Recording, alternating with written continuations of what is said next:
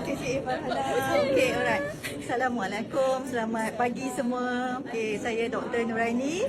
Okey, jadi saya nak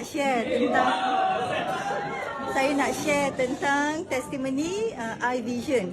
Okey, pada weekly meeting sebelum raya, saya dengar Farhana, Fareha share tentang iVision testimoni mereka.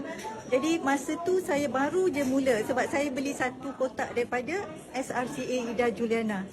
Alright. Jadi dan sebenarnya masa tu saya tak mula pun lagi. Okey, beli dan simpan. Okey, sebab ada tak doktor yang tak skeptikal? Walaupun dah 2 tahun dalam BE. Okey, alright. Jadi bila saya dengar Farhana dan Fareha punya testimoni, dan saya kata, okay, why not? Saya dah ada sekotak kan. Jadi sebelum ni saya guna cermin mata. Okey, masalah utama saya tak ingat lah macam Dr. Zana dia boleh kod berapa dia punya power semua tu. Tapi yang saya tahu, cermin mata saya buat pada tahun 2019 sebab saya nak pergi haji. Dan masa tu, masalah utama saya adalah saya tak dapat power untuk membaca. Bayangkan nak pergi haji, orang nak apa? Nak baca Quran sebanyak yang mungkin. Tapi saya tak boleh baca Quran yang standard size tu. Dengan power yang banyak kali tukar, check lagi, still tak boleh dapat. Okey, jangan nak kata bawa travel punya Quran lah, lagilah langsung tak boleh baca. Alright, jadi dan dua lagi masalah adalah rabun jauh tapi tak banyak, 100 je power saya. Yang masalah utama lain adalah glaring, astigmatism.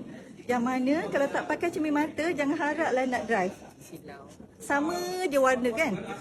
Jadi kita akan rasa takut, tak boleh nak drive kan?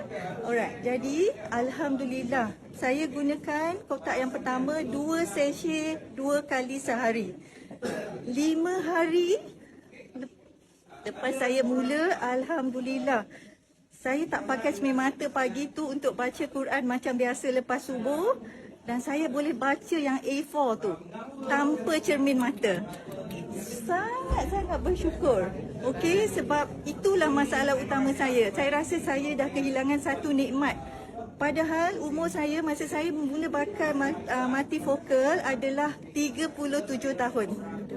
Okey, saya dah pakai cermin mata sebab multifocal.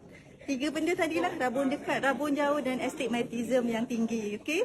Alright, jadi itu 5 hari yang pertama saya guna. Dan bila habis kotak yang pertama tu, saya continue dengan kotak yang kedua. Saya beli yang berapa belas? 16. Okey, jadi dengan mula satu kotak, akhirnya pergi kepada yang 16 free 3. Okey, alright. Jadi saya masih teruskan tapi saya dah boleh kurangkan kepada satu sachet 2 kali. Dan saya maintain apa yang saya boleh. Dan saya boleh drive. Pada hari ini saya sampai BE pukul 8.30 malam sebab dari Kuala Selangor. Banyak sangat urusan. Okey. Alright, jadi Alhamdulillah tak ada lagi takut untuk drive tanpa cermin mata. Jadi saya menangguhkan untuk buat cermin mata baru tu. Saya bersyukur saya dapat nikmat yang lebih baik dengan iVision. Okey. Jadi ini adalah testimoni saya. Saya mesti mengaku bahawa setiap orang akan ada kesan masing-masing. Jadi cubalah. Alright, tak salah untuk cuba. Okey. Terima kasih. Assalamualaikum.